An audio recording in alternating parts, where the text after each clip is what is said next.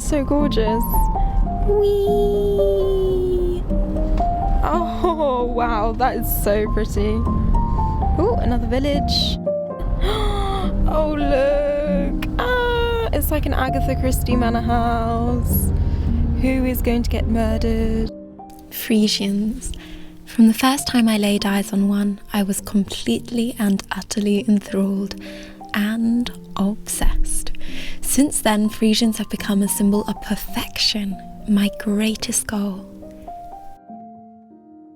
Friesians are magnificent creatures. Black, big and beautiful are the easy adjectives I use when I need to quickly explain to someone what Friesians are like. But today, on this insane, surreal, gobsmacking day, I had somehow managed to convince my dad to drive all the way up to Yorkshire with me, which took us over 7 hours because I had seen a horse advert, a gorgeous Friesian Yearling up for sale with a price I could afford. So incredibly, after looking at horse adverts for a year and only having visited one other horse before this trip, I was on my way with Dad on a road trip to meet a Friesian Yearling. Here we actually arrived at the village where the Brontë sisters lived. I've always loved their novels and Dad adores Wuthering Heights as well, so Dad surprised me by taking me to see this village as our first stop in Yorkshire, and look, we saw horses. They were just going on a hack and it made me so happy to see them.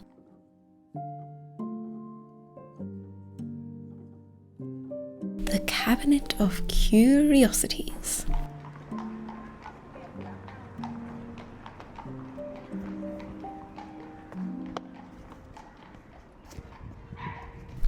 Also, look at this shop. Wow, it's giving me massive Diagon Alley vibes.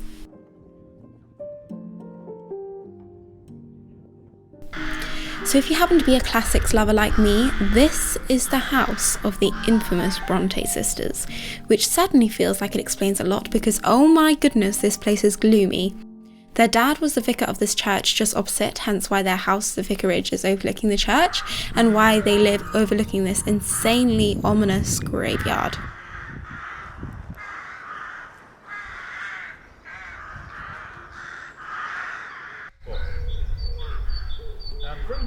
After this, it was time to get a takeaway, go to the travel lodge where we would stay the night, and then the next day woke up to more driving.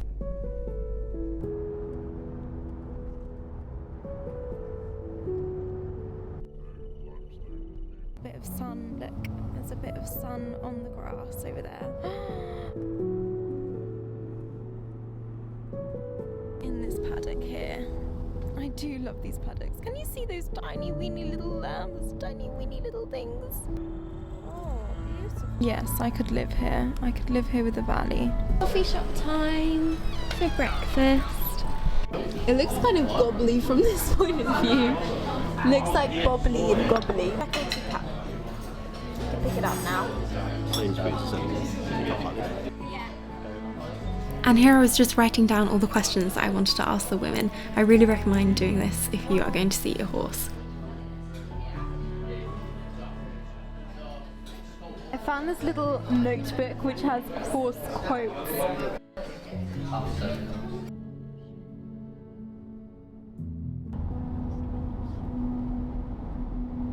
That is so beautiful. That's like a tea towel we have. We have a tea towel and I'm pretty sure it's of Yorkshire. Then we were able to just make a quick stop off at a pet and equestrian store. All the buckets and everything you can need, and a shampoo for black horses. And I just bought treats to bring for the Friesian and the antiseptic spray. Horsies. Horsies. And a paddock, a slopey paddock. And a paddock with stone. We've got 15 minutes left on the journey. 14 minutes. Oh, I can see a foal pony. I can see another foal pony. Oh my gosh. I've seen so many black horses, it's insane. Where I am, I find it so hard to find black horses, and all of a sudden, I'm either finding black pugs or black fell ponies. I've seen so many of them, and I've barely seen any other colour of horse, which is amazing. I love it. 10 minutes left.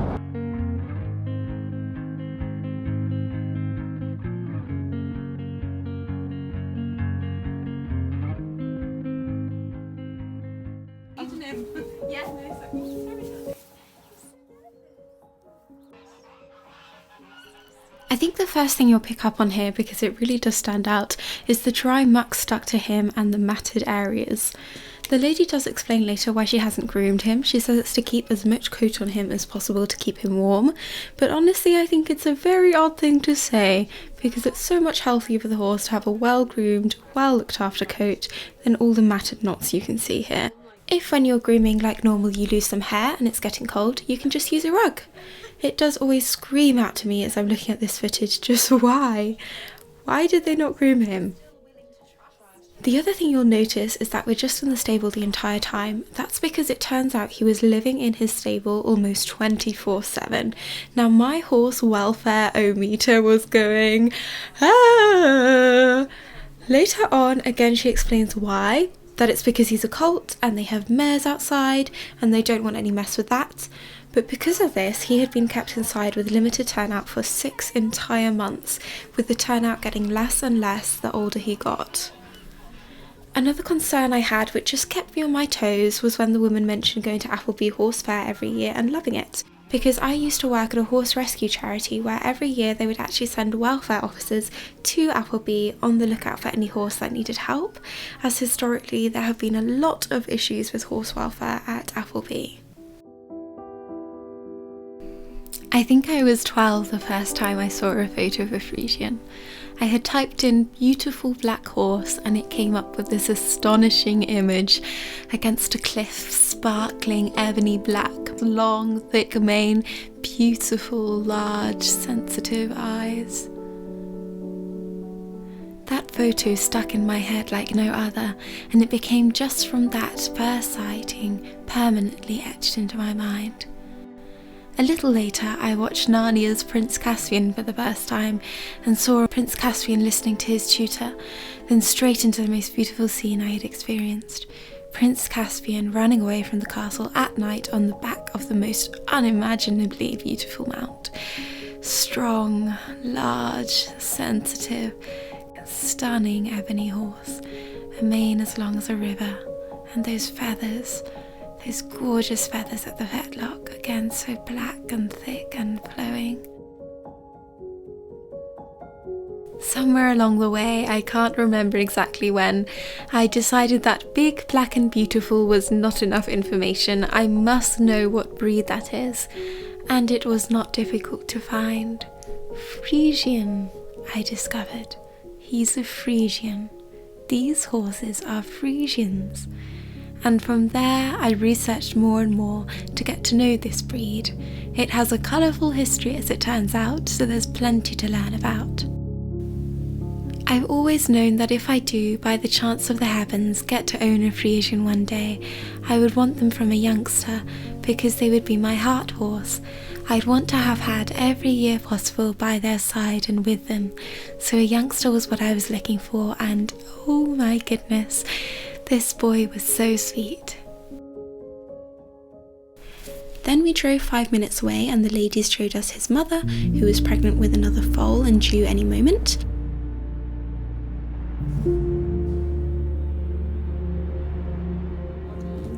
Look at that body, look at that face. Oh, that face.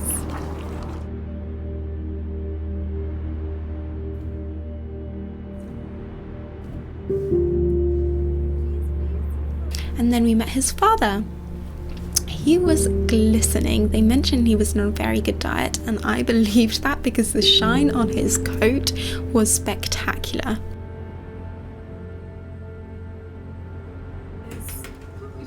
And the way the light shines off him.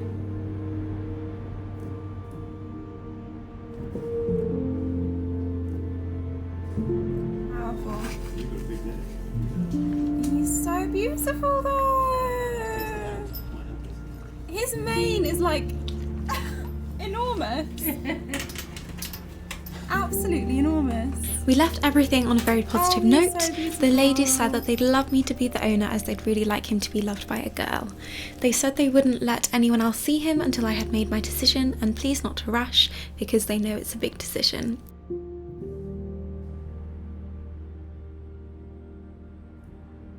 Then we stopped off at a classic car museum for a coffee and to talk and decompress. Here in the gift shop I managed to find a section of a brand I really like. Mum always gets me their socks for Christmas. And I found this lovely scarf with a puppy with a lead in its mouth. Lucy, my dog, does this too and it's adorable. I bought it! And they gave me a beautiful bag. They give me a beautiful bag to match. And a bow. Look at the bow.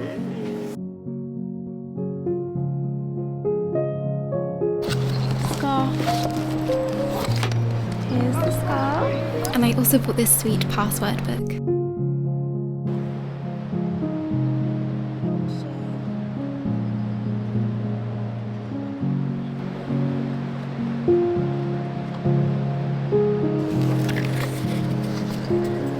Every single page has a different animal. Squirrel, dog, sheep, guinea pigs. Oh, a tiny weeny little puppy in a teacup. Oh. And the hedgehogs. And I like this page because it has the Shire. The big heavy horse. Oh, and this design. This one is what's on my scarf. And I just think that drawing is so beautiful. I like to imagine. So for years after watching that scene, I had a Narnia castle in my mind with black horses, 20 of them, in the underground stables like in Prince Caspian, and I was the queen. I would play waking, going down to the stables, meeting and tacking up my beautiful black horse, and then riding out into the surrounding land. I would play and act out what would happen from horseback as I ventured out of the castle walls, and then the return. The difficulties of human relationships and politics within the castle, and then sleeping in my queen's chambers. I rewatched Prince Caspian many, many times in hope to relive that magic and return to this place where this beautiful black horse lived. On the drive back home, I was a bundle of happy nerves. The next morning, I told the woman I was very interested, but asked to see the passport first, as when we inquired face to face, they said they had accidentally left it at home. But the response I received was a shock. Their tone changed so abruptly, and with rude and aggressive language, they told me I couldn't see the passport because I hadn't given a clear answer sooner or something like that, and now a man is coming to see him this afternoon. This sudden shift after they had told me they would hold him for me was such a shock. I felt like I'd been kicked in the stomach. When I showed the messages to Dad, he immediately said, he doesn't have a passport. Me being naive, this hadn't occurred to me at all, but my dad's insight slowly helped everything click. To this day, I sometimes wonder if he did have a passport and we are just thinking the worst of them. But the very clear memory of them telling us to take as much time as I needed and that they'd hold him for me and not let anyone else see him before I had given my answer, and they wanted me to have him, followed by the horrible message and swearing when I asked to see his passport, does seem to speak for itself.